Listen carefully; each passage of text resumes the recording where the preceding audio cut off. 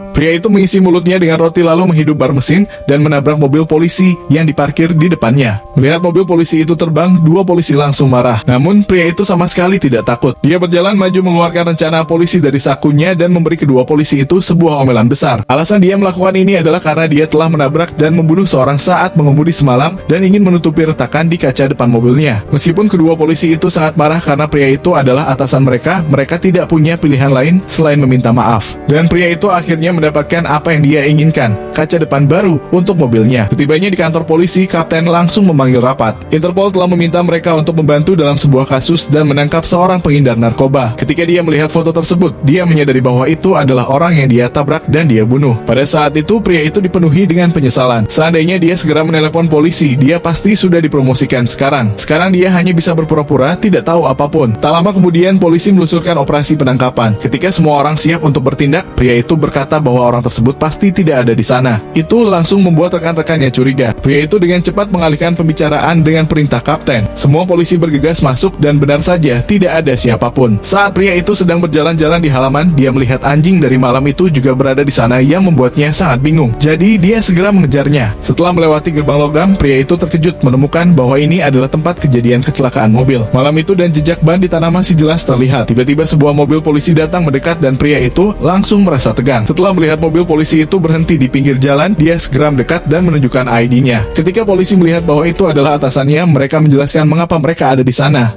Kantor polisi menerima laporan yang mengatakan bahwa telah terjadi kecelakaan mobil di sini. Seseorang melihat pelaku menabrak seorang pada malam tanggal 15, memasukkan mayat ke dalam bagasi dan pergi. Setelah mendengar itu, pria itu segera bertanya siapa yang telah melaporkannya. Tanpa diduga, polisi itu memberitahunya bahwa penelepon itu menggunakan telepon umum.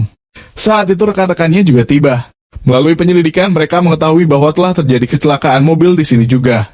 Saat kapten akan menanyakan perkembangan kasus tersebut, seorang rekan tiba-tiba melihat sebuah kamera di atas dan di sebelah kanan mereka.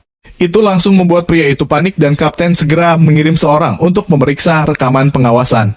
Melihat hal itu, pria itu mencoba menghentikan mereka, mengatakan bahwa dia bisa pergi menggantikan mereka. Tetapi yang mengejutkan, kapten menolaknya. Pria itu harus memikirkan cara lain. Malam itu, pria itu datang untuk mengantarkan makan malam dan mengambil kesempatan untuk menanyakan situasi. Kamera pengawasan hanya bisa menangkap sudut mati. Selain mengetahui bahwa itu adalah mobil hitam dengan nomor plat yang tertera, mereka tidak menemukan apapun. Jadi, pria itu kembali ke kantor polisi dengan niat untuk menghancurkan nomor plat mobilnya. Tepat saat itu, sebuah panggilan tak dikenal tiba-tiba datang. Akhir yang menegangkan.